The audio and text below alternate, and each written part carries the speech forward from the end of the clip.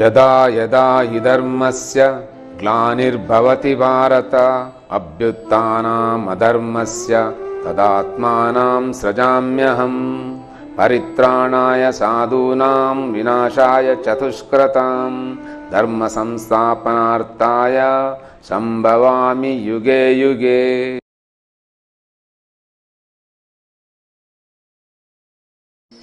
ಭಾರತೀಯ ಸನಾತನಿ ಹಿಂದೂ ಧರ್ಮದ ಎಲ್ಲ ಸಹೃದಯ ಬಂಧುಗಳಿಗೆ ಆಧ್ಯಾತ್ಮ ಚಿಂತನಾ ರಹಸ್ಯ ಸರಣಿಗೆ ಸ್ವಾಗತ.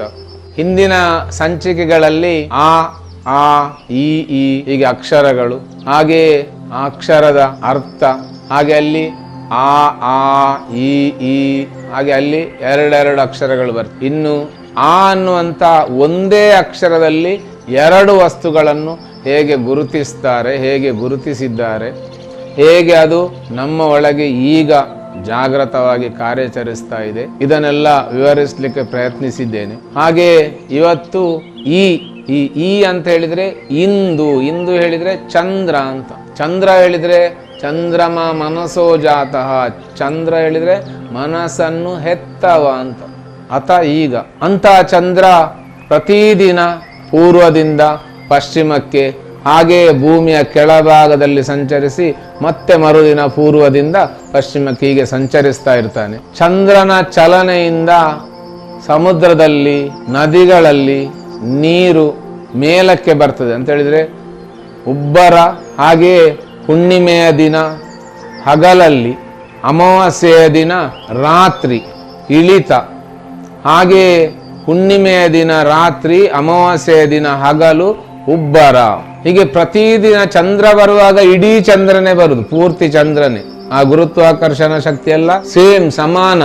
ಆದಲ್ಲಿ ಬೆಳಕು ಏನುಂಟು, ಆ ಬೆಳಕು ಬಿದಿಗೆ ತದಿಗೆ ಅಂತೇಳಿ ಬೇರೆ ಬೇರೆ ಪ್ರಮಾಣದಲ್ಲಿ ಬೆಳೀತಾ ಹೋಗ್ತದೆ. ಹಾಗೆ ಹುಣ್ಣಿಮೆಯಿಂದ ಅಮಾವಾಸ್ಯೆಗೆ ಬರುವಾಗ ಮತ್ತೆ ಕೆಳಗೆ ಇಳೀತಾ ಬರ್ತದೆ. ಹೀಗೆ ಹುಣ್ಣಿಮೆಯಿಂದ ಅಮಾವಾಸ್ಯೆಯವರೆಗೆ ಅಥವಾ ಅಮಾವಾಸ್ಯೆಯಿಂದ ಹುಣ್ಣಿಮೆಯವರೆಗೆ 16 ದಿನಗಳು.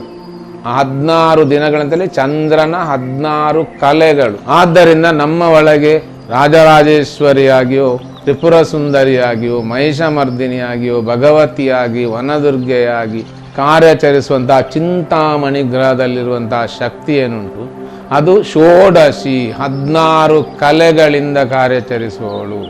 ಆದ್ದರಿಂದ ಓಂಕಾರದ 16 ಅಕ್ಷರಗಳು ಅವಳೊಂದಿಗೆ ಸೇರಿ ಇಲ್ಲಿ ಶಿವಶಕ್ತಿಯುಕ್ತವಾದಂಥ ಒಂದು ಸ್ಥಿತಿಯ ಅನುಭವ ಯೋಗಿಗೆ ಕೊಡ್ತದೆ. ಅದಕ್ಕೋಸ್ಕರ ಶಿವನನ್ನು ಸೋಮನಾಥ, ಸೋಮಶೇಖರ, ಇಂದುಶೇಖರ, ಚಂದ್ರಮೌಳಿ, ಹಾಗೆ ಲಲಿತಾ ಪರಮೇಶ್ವರಿಯ ಧ್ಯಾನ ಮಂತ್ರದಲ್ಲಿ ಮಾಣಿಕ್ಯ ಮೌಲಿ ಸ್ಫುರ ತಾರಾನಾಯಕ ಶೇಖರಾಮ್ ಅಂತ ಹೇಳಿದ್ರೆ 27 ನಕ್ಷತ್ರಗಳಿಗೆ ಗಂಡನಾದಂಥ ಚಂದ್ರನನ್ನು ಧರಿಸಿದ್ದಾಳೆ. ಎಲ್ಲಿ?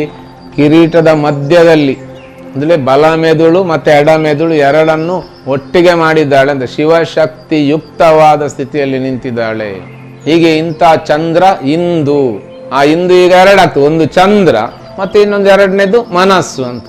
ಇನ್ನು ಮನಸ್ಸಂತ ಬಂದಾಗ ಇಲ್ಲಿಗ ಎರಡಿದೆ, ಒಂದು ಜಾಗೃತ ಮನಸ್ಸು, ಇನ್ನೊಂದು ಸುಪ್ತ ಮನಸ್ಸು. ಸುಪ್ತ ಮನಸ್ಸಿನಲ್ಲಿ 3 ಸ್ಥಿತಿಗಳ ಕಾರ್ಯ ನಡೀತಾ ಉಂಟು.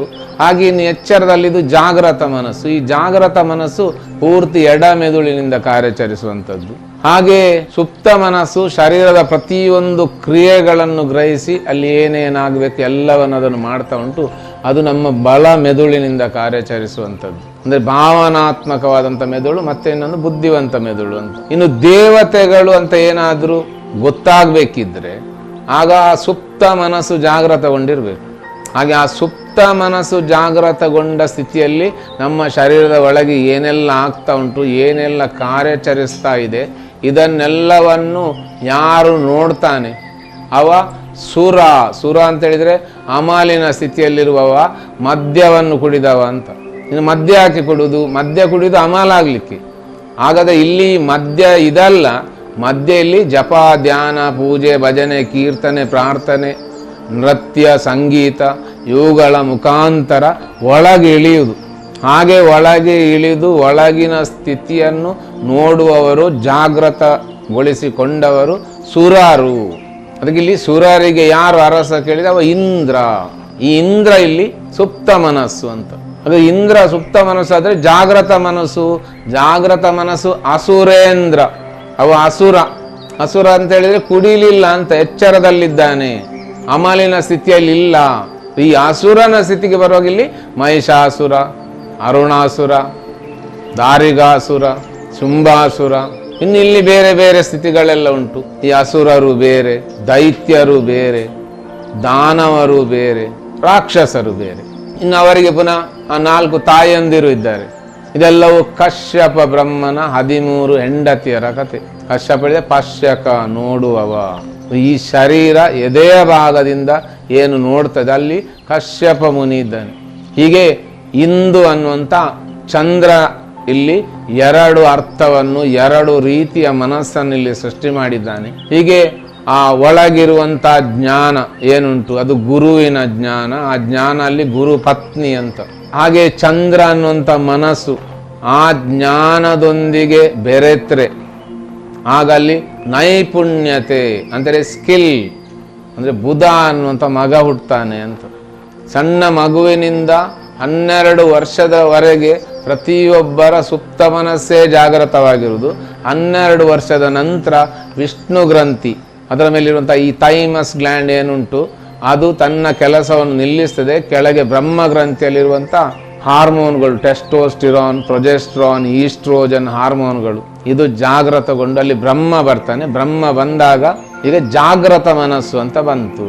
ಹಾಗಾದ್ರೆ ಆ ಮಗು 1ನೇ ಕ್ಲಾಸ್ನಿಂದ 7ನೇ ಕ್ಲಾಸ್ನಿಂದ ತನಕ ಕಲ್ತದ್ದು ಸುಪ್ತ ಮನಸ್ಸು ಜಾಗ್ರತೆ ಇರುವಾಗ ಅಂತೇಳಿ ಅಲ್ಲಿ ಶಾರದೆಯನ್ನು ಸೃಷ್ಟಿ ಮಾಡಿದ್ದು. ಆ ಈ ಅಂತ ಕಲಿತು. ಈಗ 12 ವರ್ಷದಿಂದ 24 ವರ್ಷ ತನಕ ಬ್ರಹ್ಮ ಶಾರದೆ ಹಿಂದೆ ಓಡುವುದು. ಯಾಕೆ? ಅವಳನ್ನು ಹಿಡಿದು ಮದುವೆ ಆಗ್ಲಿಕ್ಕೆ.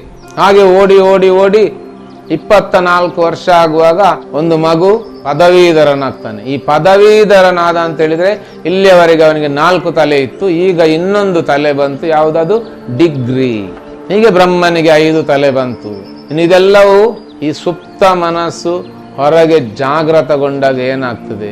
ಹಾಗೆ ಈ ಚಂದ್ರ 2 ಆಗಿ ಇಲ್ಲಿ ಹೇಗೆ ಕಾರ್ಯಾಚರಿಸ್ತಾನೆ. ಹಿಂದಿನ ಸಂಚಿಕೆಯಲ್ಲಿ ನಾನು ಆ ಅಂತ ಹೇಳುವಾಗ ಆ ಇಂದು ಅನ್ನುವಂಥ ಚಂದ್ರನ ಮುಖಾಂತರ ಒಳಗಿರುವುದನ್ನು ಮತ್ತೆ ಹೊರಗಿರುವುದನ್ನು ನಾವು ಹೇಗೆ ನೋಡ್ಬಹುದು, ಹೇಗೆ ಭಾವಿಸಬಹುದು, ಹೇಗೆ ಕಲ್ಪಿಸಬಹುದು. ಇನ್ನು ಈ ಚಂದ್ರನ ಮುಖಾಂತರ ಯಾವುದನ್ನು ನೋಡುವುದು? ಸುಪ್ತ ಮನಸ್ಸು ಜಾಗೃತ ಮನಸ್ಸೆಲ್ಲ ಹೇಳಿದೆ. ಆದರೆ ಅದರ ಕ್ರಿಯೆ, ಅದರ ಕಾರ್ಯ ಯಾವುದರಿಂದ ಹಾಗೆ ಆಗ್ತಾ ಇದೆ ಅದು ಇಲ್ಲಿ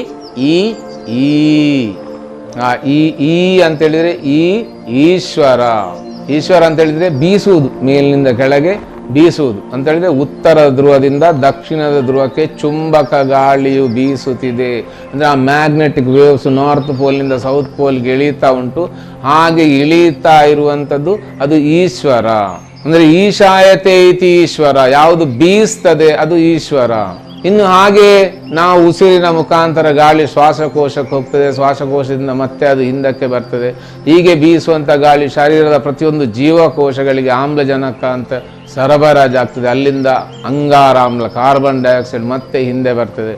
ಅಲ್ಲಿ ಆ ಗಾಳಿ ಅನ್ನುವಂಥ ಒಂದು ಈಶ್ವರ, ಇನ್ನೊಂದು ಇಲ್ಲಿ ಲಿಂಗದ ತರಂಗ ಅನ್ನುವಂಥ ಒಂದು ಈಶ್ವರ. ಹಾಗೆ ಮೂಲಾಧಾರದಲ್ಲಿ ಬ್ರಹ್ಮ, ಸ್ವಾಧಿಷ್ಠಾನ ಚಕ್ರಕ್ಕೆ ವಿಷ್ಣು, ಮಣಿಪುರ ಚಕ್ರಕ್ಕೆ ರುದ್ರ, ಅನಾಥ ಚಕ್ರಕ್ಕೆ ಈಶ್ವರ, ವಿಶುದ್ಧಿ ಚಕ್ರಕ್ಕೆ ಸದಾಶಿವ ಅಂತಂದ್ರೆ ಪಂಚಬ್ರಹ್ಮರು, ಪಂಚ ಮುಖದ ಶಿವ, ಸದ್ಯೋಜಾತ, ವಾಮದೇವ, ಅಘೋರ, ಈಶಾನ, ತತ್ಪುರುಷ.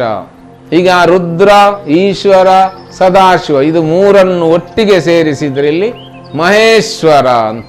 ಇನ್ನು ಗಾಳಿಯನ್ನು, ಆಮ್ಲಜನಕವನ್ನು ತೆಗೆದುಕೊಂಡ್ರೆ ಅದು ಮೂಗಿನ ಮುಖಾಂತರ ಶ್ವಾಸಕೋಶಕ್ಕೆ ಹೋಗಿ ಮತ್ತೆ ಆ ಕಾರ್ಬನ್ ಡೈಆಕ್ಸೈಡ್ ಅನ್ನು ಅಂಗಾರಾಮ್ಲ ಆಗಿ ಅದು ಮತ್ತೆ ಪುನಃ ಹಿಂದಕ್ಕೆ ಬರುವುದು. ಅದು 2, ಒಂದು ಒಳಗೆ ಬೀಸುವುದು, ಇನ್ನು ಒಳಗಿಂದ ಹೊರಗೆ ಬೀಸುವುದು. ಹಾಗೆ ಇಲ್ಲಿ ಲಿಂಗದ ತರಂಗ ಉತ್ತರದಿಂದ ದಕ್ಷಿಣಕ್ಕೆ ಬೀಸುವಾಗಲೂ ಅದು ಉತ್ತರದಿಂದ ದಕ್ಷಿಣಕ್ಕೆ ಬೀಸುವುದು, ಹಾಗೆ ದಕ್ಷಿಣದಿಂದ ಉತ್ತರಕ್ಕೆ ಬೀಸುವುದು. ಹೀಗೆ ಈ ಈಶ್ವರ. ಹೀಗೆ ಬೀಸುವಂತ ಲಿಂಗದ ತರಂಗ ಏನಿದೆ ಅದು ವೈಜ್ಞಾನಿಕವಾಗಿಯೂ ಬೀಸುವಂಥದ್ದೇ, ಅದು ಇರುವಂಥದ್ದೇ. ಆದರೆ ಇದನ್ನು ನಾವು ಯಾರು ಗ್ರಹಿಸುವುದಿಲ್ಲ. ಅಂತ ಒಂದು ಸ್ಥಿತಿ ಇಲ್ಲಿ ಇದೆ ಅಂತ ಕಲ್ಪಿಸುವುದೂ ಇಲ್ಲ. ಹಾಗೆ ಮಾಡಿದ್ದಕ್ಕೆ ಗ್ರಾಮಗಳಲ್ಲಿ ಈಶ್ವರ ದೇವಸ್ಥಾನ ಕಟ್ಟಬೇಕಾಯಿತು. ಯಾಕಂತ ಹೇಳಿದ್ರೆ ಆ ಗ್ರಾಮದ ಈಶ್ವರ ದೇವಸ್ಥಾನಕ್ಕೆ ನೀವು ಹೋದಾಗ ಅಲ್ಲಿರುವುದು ಅದೇ ಪಾಣಿಪೀಠ, ಶಿವಲಿಂಗ ಮತ್ತೆ ಪಾತ್ರೆಯಲ್ಲಿ ಬೀಳುವಂತ ನೀರು. ಈಗ ನಮ್ಮ ಮನಸ್ಸು ಆ ಲಿಂಗವನ್ನು, ಪಾಣಿಪೀಠವನ್ನು, ಆ ಧಾರಾಪಾತ್ರೆಯಲ್ಲಿ ಬೀಳುವಂತ ನೀರನ್ನು ನೋಡ್ತದೆ. ಇನ್ನು ಎದೆಯ ಮಧ್ಯಭಾಗದಿಂದ ನಾವು ಭಾವಿಸ್ತೇವೆ ದೇವರೇ ಅಂತೇಳಿ ಭಕ್ತಿಯಿಂದ. ಇನ್ನೀ ಭಕ್ತಿ ಮತ್ತೆ ಜ್ಞಾನ ಇದು ಎರಡು ಏನು ಕೇಳಿ, ಇಲ್ಲಿ ನಿಜವಾಗಿಯೂ ಇಲ್ಲಿ ಶರೀರದಲ್ಲಿ ಯಾವುದು ಬೀಸ್ತಾ ಉಂಟು ಅದನ್ನು ಈ ಶರೀರ ಈ ಕ್ಷಣ ನೋಡ್ತಾ ಉಂಟು. ಅದನ್ನು ಎಚ್ಚರದ ಸ್ಥಿತಿಯಲ್ಲಿ ನಾನು ನೋಡಬೇಕಿದೆ, ನನಗೆ ಜ್ಞಾನ ಬೇಕು ಮತ್ತೆ ಭಕ್ತಿ ಬೇಕು. ಹೀಗೆ ಭಾರತೀಯ ಸನಾತನಿ ಹಿಂದೂ ಧರ್ಮದ ಈ ಮಹಾನ್ ತತ್ವ ಏನಿದೆ ಇದೆಲ್ಲ ನಾವು ಕಲಿಬೇಕು, ನಾವು ತಿಳಿಬೇಕು. ಇದು ನಮ್ಮದು.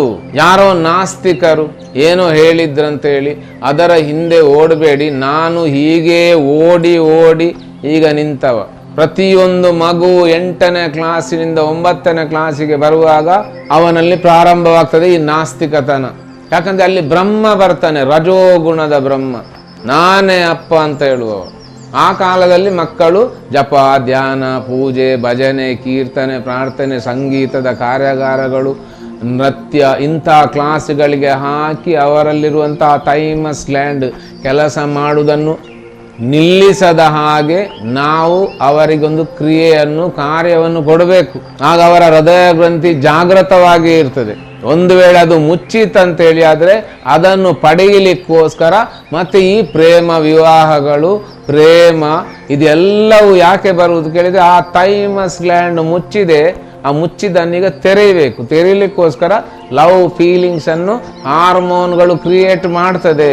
ಹಾಗಾದ್ರೆ ಮಕ್ಕಳು ಈಗ ಯಾಕೆ ಇಂಥ ಬಲೆಗೆ ಬಿದ್ರು, ಯಾಕೆ ಬಿದ್ರು ಅಂತ ಹೇಳಿದ್ರೆ ಅವರ ಥೈಮಸ್ ಗ್ಲ್ಯಾಂಡ್ ಓಪನ್ ಇಲ್ಲ, ಅದು ಬಂದಾಗಿ ಉಂಟು, ಮುಚ್ಚುಂಟು. ಮುಚ್ಚಿದ ತಕ್ಷಣ ಪ್ರತಿಯೊಂದು ಮಗುವಿನ ಒಳಗೆ ಡಿಪ್ರೆಷನ್, ದುಃಖ, ನೋವು, ಬೇಸರ, ಹತಾಶೆ, ಏಕಾಂಗಿತನ ಈ ಎಲ್ಲ ಭಾವನೆಗಳು ಜಾಗೃತ ಆಗ್ತದೆ. ಆಗ ನನ್ನನ್ನು ಬೇರೆ ಯಾರಾದರೂ ಪ್ರೀತಿಸ್ತಾರ ಅಂತ ಹೊರಗೆ ಅದು ಓಡ್ತದೆ. ಇದು ಶರೀರದ ಸಹಜ ಕ್ರಿಯೆ. ಅದನ್ನು ಸರಿಪಡಿಸ್ಲಿಕ್ಕೋಸ್ಕರ ನಮ್ಮ ಋಷಿ ಮುನಿಗಳು, ಗುರು ಹಿರಿಯರು ಯಾವ ದಾರಿಯನ್ನು ನಮಗೆ ಹಾಕಿ ಕೊಟ್ಟಿದ್ದಾರೆ ಆ ದಾರಿಯಲ್ಲಿ ನಾವು ಹೋದ್ರಾಯ್ತು.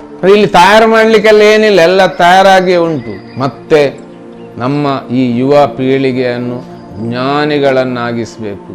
ಇನ್ನು ಮುಂದೆ ಏನು ಆವಿಷ್ಕಾರಗಳೆಲ್ಲ ನಡೀಲಿಕ್ಕಿದೆ ಅದೆಲ್ಲವೂ ಈ ಬಗ್ಗೆ ನಡೀಲಿಕ್ಕಿದೆ. ಉಳಿದದ್ದೆಲ್ಲವನ್ನು ನಾವು ಹುಡುಕಿ ನೋಡಿ ಆಯಿತು. ಇನ್ನು ನೋಡ್ಲಿಕ್ಕಿರುವಂಥದ್ದು ನಮ್ಮ ಒಳಗೆ ಏನಿದೆ, ಏನು ಕಾರ್ಯಾಚರಣೆ ಆಗ್ತಾ ಇದೆ. ಇದನ್ನು ನಾವು ತರಂಗಗಳ ಮುಖಾಂತರ, ಅರೋಮೋ ಥೆರಪಿಯ ಮುಖಾಂತರ, ಭಾವನೆಗಳನ್ನು ಸೃಷ್ಟಿ ಮಾಡುವ ಮುಖಾಂತರ ಎಲ್ಲ ಸಮಸ್ಯೆಗಳಿಂದ ಹೇಗೆ ನಾವು ಬಿಡುಗಡೆಗೊಳ್ಬಹುದು, ಇಲ್ಲಿ ಪರ ಮತ್ತು ಇಹ ಹೇಗೆ ಕಾರ್ಯಾಚರಿಸ್ತಾ ಇದೆ ಇದೆಲ್ಲವನ್ನು ನಾವು ತಿಳಿಯಬೇಕು, ಕಲಿಯಬೇಕು.